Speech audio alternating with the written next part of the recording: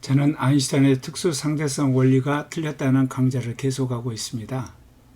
오늘은 9번째 강좌로서 아인슈타인은 등속계 원자시계가 정직의 원자시계보다 늦는 것을 알지 못했다는 강의를 하려고 합니다. 특수 상대성 원리에서는 물리학적으로 정직계와 등속계를 구분할 수 없다고 말합니다. 즉 관성계의 상대성을 주장합니다. 이것은 물리학적으로 명백하게 오류입니다. 관성계에서 강체막대와 빛과 원자시계를 사용하면 정지계와 등속계를 구분할 수 있기 때문입니다. 요컨대 관성계의 절대성이 성립합니다. 관성계의 절대성은 등속계 원자시계와 정지계 원자시계를 비교하면 확인할 수 있습니다. 즉 등속계 원자시계가 정지계 원자시계보다 늦게 가기 때문에 정지계와 등속계를 쉽게 구분할 수 있다는 말씀입니다. 아인슈타인이 정지계와 등속계는 구분할 수 없다고 하는 관성계 상대성을 주장하게 됩니다. 이것 때문에 상대적 시간 공간 개념이 물리학계, 과학계, 인류에게 퍼졌습니다. 그러나 정지계와 등속계는 구분할 수 있습니다. 그러므로 절대적 시간 공간 개념이 이제 물리학계나 과학계, 인류에게 알려져야만 한다는 겁니다.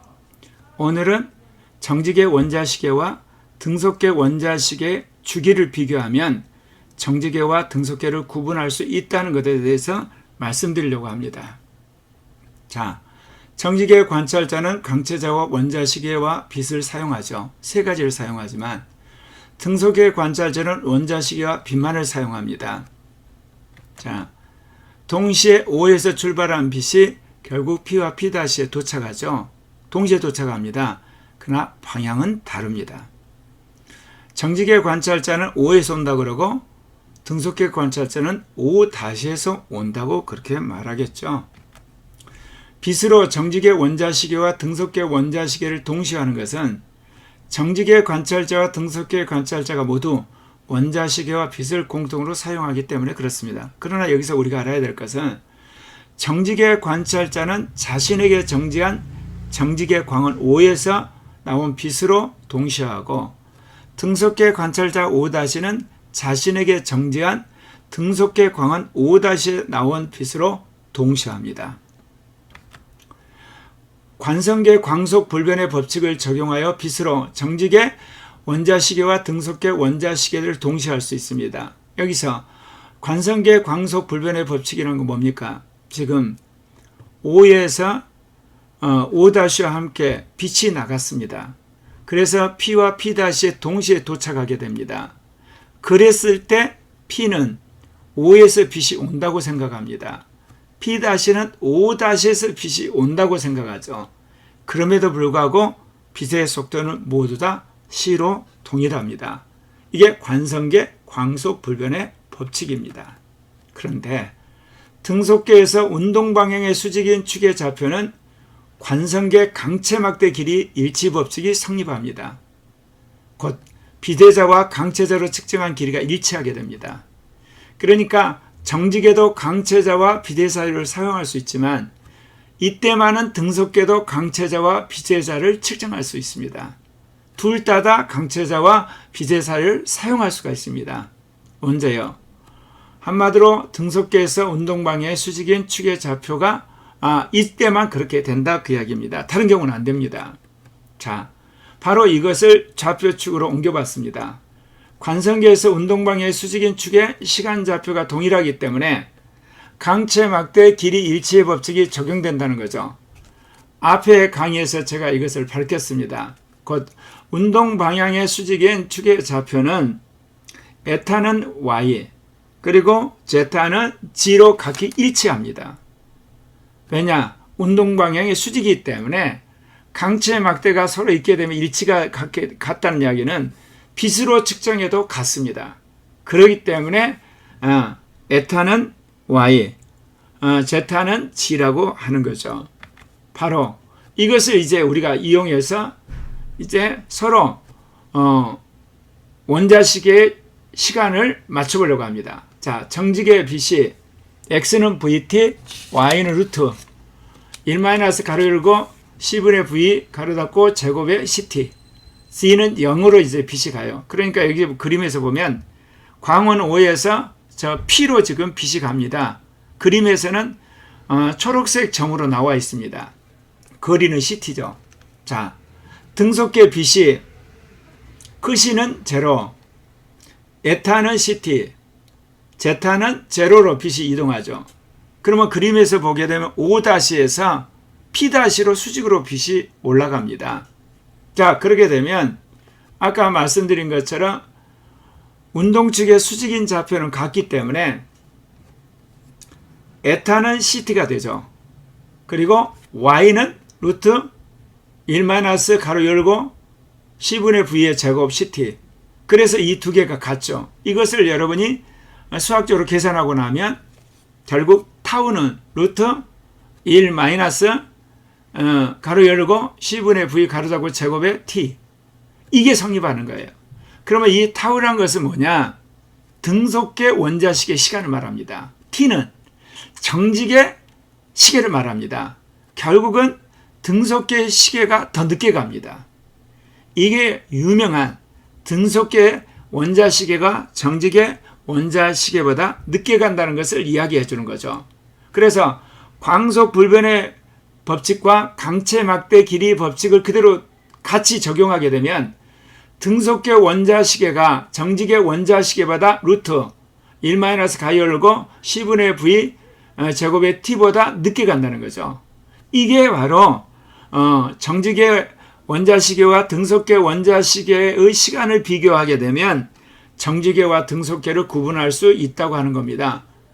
실제로 원자시계 가장 빠르게 가는 게 관성계가 정직계예요.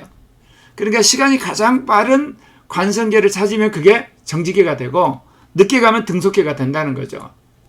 등속계 원자시계의 시간 타우는 정직계 원자시계의 시간 t에 대해서 타우는 루트 1 가로 C분의 V 가로 닫고 제곱의 t에 성립합니다. 이것은 운동하는 원자식의 주기가 정지하는 원자식의 주기보다 이렇게 길어진 걸 말해요.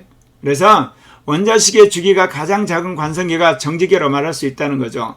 그래서 원자식의 주기를 비교해도 정지계와 등속계를 구분할 수 있어요. 원자식의 주기를 비교함으로 관성계의 절대성을 증명할 수가 있습니다. 그런데 이것은 이미 물리학자들이 운동하는 미온 중간자의 수명이 증가하는 사례를 통해서 증명을 했습니다. 지구 실험실에서 정지와 미온의 수명을 측정해 봤어요.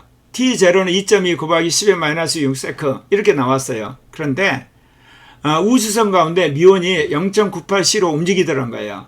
그러니까 얼마를 거리를 갈 것인가 생각해 봤더니 3 곱하기 10의 8승 미터 퍼 세크 곱하기 2.2 곱하기 10의 마이너스 6세크 660m를 가야 되거든요. 그런데 바다 이 수천 미터 상공에서 생산된 우주선이 미온이 바다 면에서 발견되더라는 거예요. 그를 계산을 해봤더니 무려 어때요? 여기 나온 것처럼 수명이 엄청나게 늘어났다는 거죠. 그래서 여기 보면 미온의 겹보기 이동은 L제로는 VT 그래서 V 감마 T0 해가지고 0.98 곱하기 3 곱하기 10의 8승 곱하기 11.06 곱하기 10의 마이너스 6승 3252 이게 3km 정도 가더라는 거예요. 그래서 그것이 물리학적으로 증명이 됐어요. 그러니까 3km 상공에서 만들어진 미온이 3km 떨어진 해수면까지 0.98C로 와서 그때서 사라지더라는 거예요. 그러니까 운동하는 미온은 시간이 이 정지한 미온보다 더 길어집니다.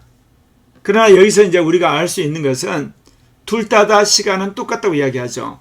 그러나 등속계의 주기가 길어지기 때문에 그런 거예요. 그래서 미온 실험은 역설적으로 정지계와 등속계를 구분할 수 있음을 보여주므로 관성계의 상대성이 오류임을 증명해 주죠. 왜냐?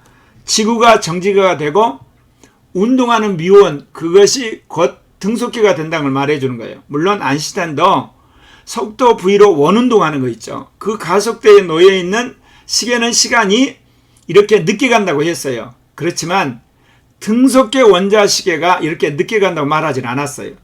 만약 등속계가 이렇게 늦게 간다고 이야기를 했더라면 정지계와 등속계가 구분될 거 아닙니까? 그러면 관성계의 상대성이 성립하지 않는다고 말해야 되잖아요. 그런데 거기까지는 그런 생각하지 못해요. 단순히 원운동할 때 그렇게 된다고 이야기해요. 원운동 가속운동이거든요. 그러니까 관성계 적용할 수가 없죠.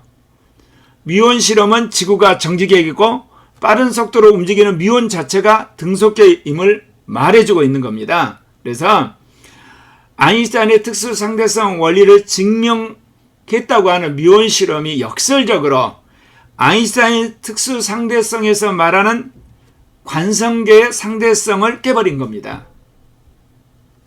아울러서 말하자면 그 관성계 빛의 속력 불변의 법칙도 사실은 정직의 빛의 속력 불변의 법칙에서 유도됐다는 걸 말하는 거죠. 그래서 결론적으로 말하자면 아인슈타인의 말한 관성계 상대성은 수정된다는 거죠. 관성계 절대성이 맞습니다. 그래서 지구 실험소에서 측정한 미온의 수명이 작으므로 지구와 함께 하는 관성계가 정지계가 되고 우주선에서 나오는 운동하는 미온의 수명이 길기 때문에 우주선과 함께하는 관성계가 등속계가 된다. 역설적으로 미온의 실험은 특수상대성 원리에 설정한 관성계 상대성이 오류임을 말해주는 거다.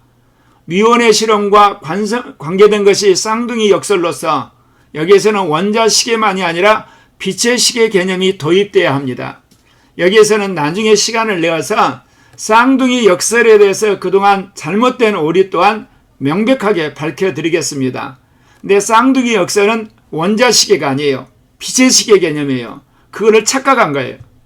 그렇기 때문에 오늘 미온을 통해서 지구상의 미온과 운동하는 미온을 통해서 정지계와 등속계가 구분될 수 있다는 것을 말씀드렸습니다. 감사합니다.